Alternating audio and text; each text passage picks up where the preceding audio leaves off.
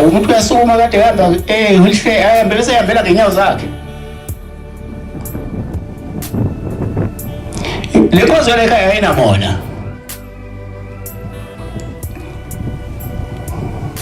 Nabelungu bayangena ngelinye ilanga kwafika umlungu la kumina sebeqedile inkomo zakhe abantu.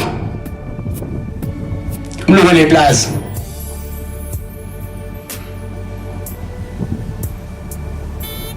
wasefika eyibika le ndaba efika nelina zalethu yaselimtshethi hayi ake uye ngapha mhlawumbe ngizosizakala.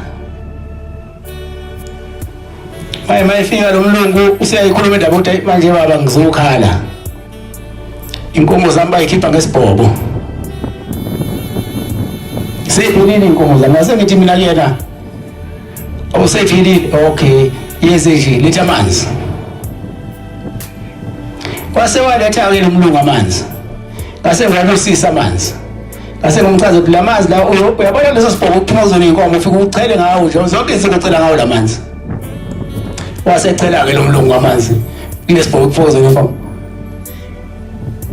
Base befika la bafana bayithatha iy'nkomo zakhe base beyigquba.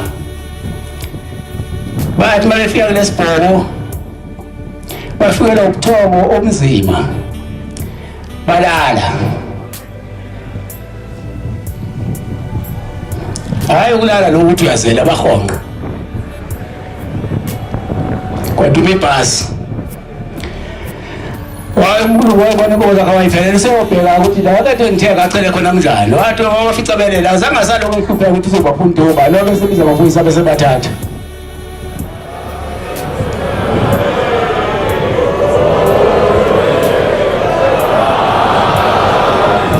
Wasefika-ke kumina wazobonga ngey'nkabi ey'nkulu mbili wasethi Shembe ngizokupha indawo ukuthi lo mama ade ngilethile ukuthi bathole indawo yokusondela eplazini lami.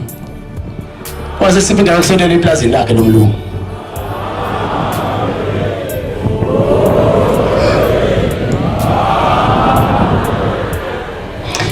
Kufanele niyazi lento ukuthi iyiyo